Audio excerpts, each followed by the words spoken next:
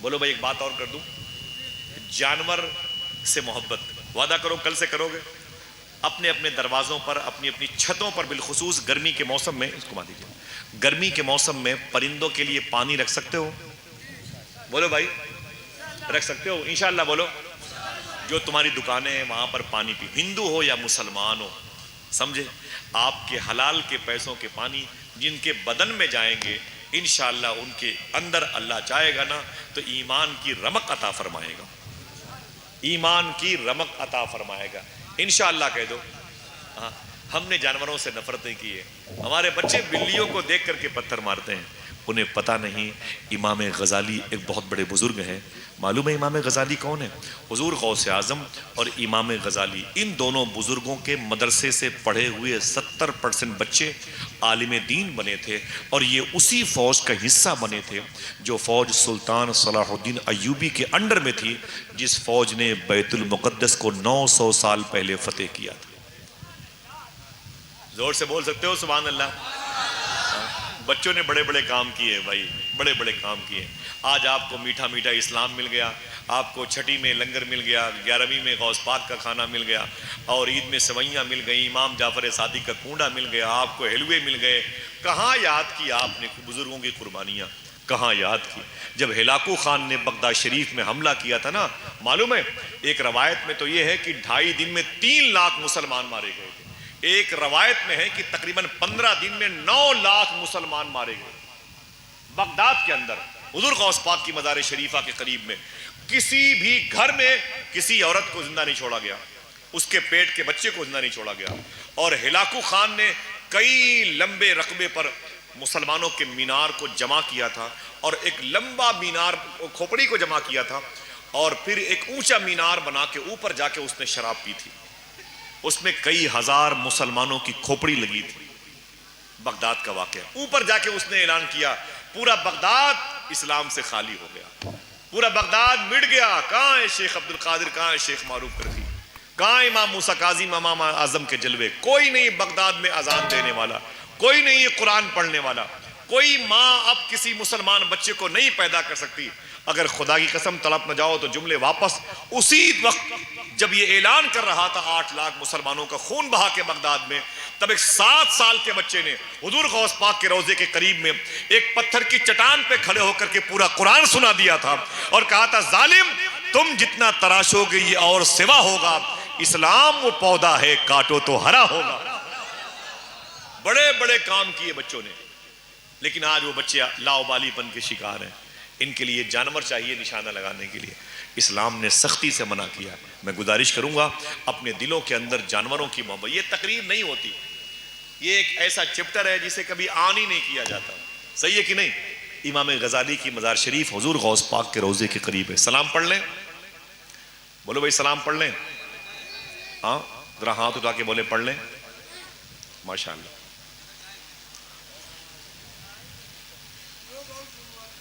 کسی موقع پر آؤں گا، بہت ساری باتیں تھی، میں نے سوچا کہ تھوڑی سی بات کر لوں اس حوالے سے۔ اللہ تعالیٰ آپ سب پہ سلامتی کی بارش فرمائے۔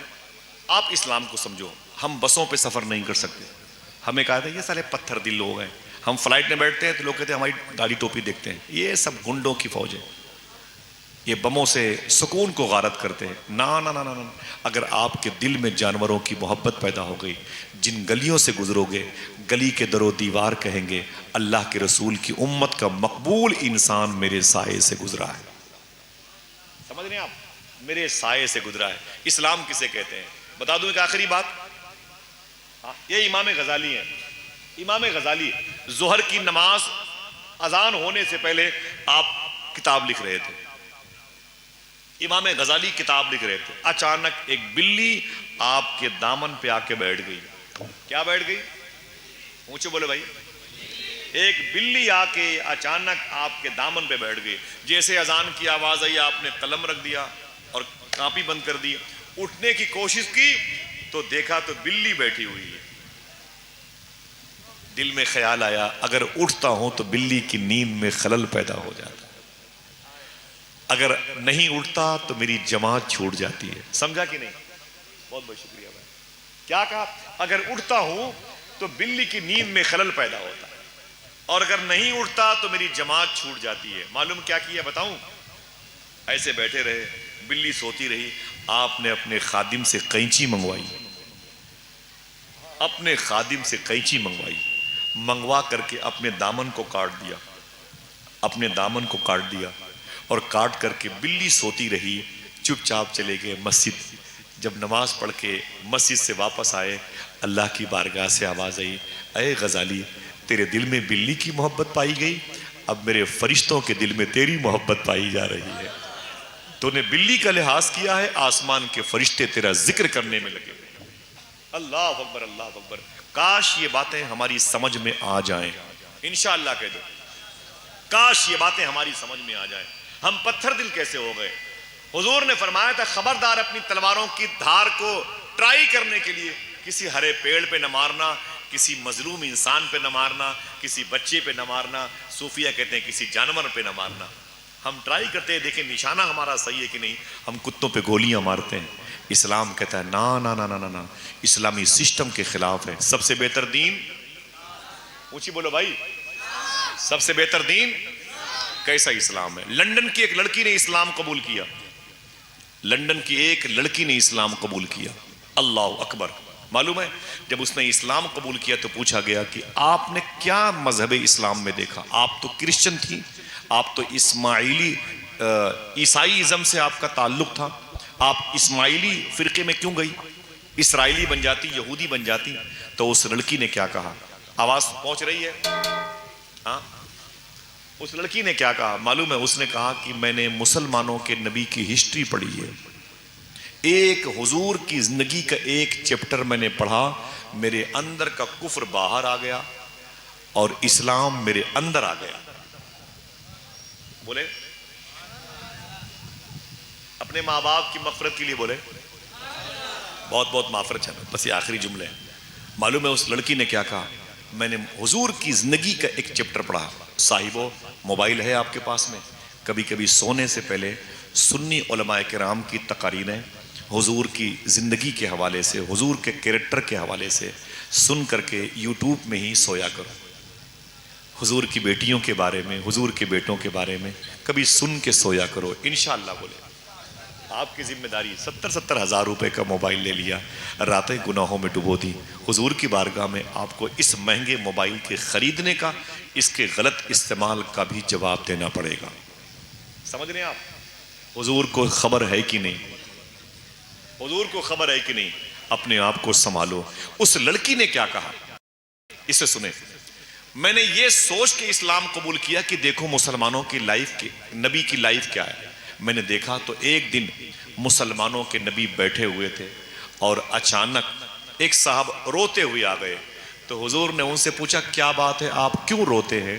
وہ بولے حضور میرا ایک بیٹا تھا جو غائب ہو گیا, 3 دن سے میرا بیٹا ملنے کو نہ رہا, میں بڑا پریشان ہوں. تو حضور نے فرمایا کوئی بات نہیں, ابھی آپ بیٹھ جاؤ. حضور نے ان کو بٹھا دیا. جیسے وہ بیٹھے نا, ایک صاحب اور آ گئے. انہوں نے کہا کہ حضور سے یہ کیوں رو رہے ہیں؟ تو سرکار نے فرمایا بات یہ ہے کہ ان کا بیٹا غائب ہے. کتنے دنوں سے؟ بولے 3 دن سے ان کا بیٹا غائب ہے, اس لیے یہ رو رہے ہیں. تو اس نے کیا کہا؟ حضور ان سے کہہ دو یہ خوش ہو جائیں, میں نے ابھی ابھی ان کے بیٹے کو فلاں میدان میں شہیدوں کے یتیم بچوں کے ساتھ کھیلتے ہوئے دیکھا. ابھی ابھی میں نے ان کو فلاں میدان میں شہیدوں کے یتیم بچوں کے ساتھ کھیلتے ہوئے دیکھا. اتنا سنا تو اٹھ کر کے بھاگے. لندن میں, یورپ میں ایک لڑکی اسلام قبول کرتی ہے, ہم مسلمانوں کے اسلام کی سیرت کو پڑھ نہ سکے. اسے سونے کے قلم سے لکھ سکتے ہیں. اللہ اکبر. معلوم ہے حضور نے فرمایا انہیں پکڑ کر کے لاؤ جو بھاگ رہے. انہیں بلایا گیا تو حضور نے کہا کہاں جا رہے ہو؟ بولے انہوں نے بتایا کہ میرا جو گم شدہ بیٹا تھا وہ مل گیا اور میں اپنے بیٹے کے پاس جا رہا ہوں, اپنے بیٹے کو میں لے کے گھر جاؤں گا. حضور نے کیا کہا یہ بتاؤ, جب اس گراؤنڈ کے کنارے جاؤ گے تو اپنے بیٹے کو کیا کہہ کے بلاؤ گے؟ تو معلوم کیا کہا؟ بولے کہوں گا اے میرے بیٹے, اے میرے بیٹے, اے میرے بیٹے, آ جا میرے سینے سے لگ جا. تیری ماں تیرے انتظار میں, تیری بہنیں تیرے انتظار میں, تیرا بھائی تیرے انتظار میں. آ جا میرے بیٹے, آ جا. میں اپنے بچے کو اپنے گلے لگا لوں گا۔ صاحبوں اگر جاگ رہے ہیں تو ایک مرتبہ اور کہہ دیں، ہاتھ اٹھا کے سبحان اللہ۔ جملہ سنیں، جملہ بڑی بڑی کایا پلٹتی ہے اس جملے سے۔ حضور نے کیا کہا؟ خبردار اس گراؤنڈ کے کنارے پر جہاں تمہارا بیٹا یتیم بچوں کے ساتھ کھیل رہا ہے وہاں جانا تو اپنے بیٹے کو بیٹا کہہ کے نہ بلانا، اپنے بیٹے کو بیٹا کہہ کے نہ بلانا۔ کہا پھر؟ کہا اپنے بیٹے کا نام لے کے بلانا۔ جو سمجھے وہی بولے، اپنے بیٹے کا نام لے کے بلانا۔ اس نے کہا حضور کیوں؟ میرا بیٹا ہے اس کو بیٹا کہہ کے کیوں نہ بلاؤں؟ تو حضور کی آنکھوں میں آنسو آ گئے۔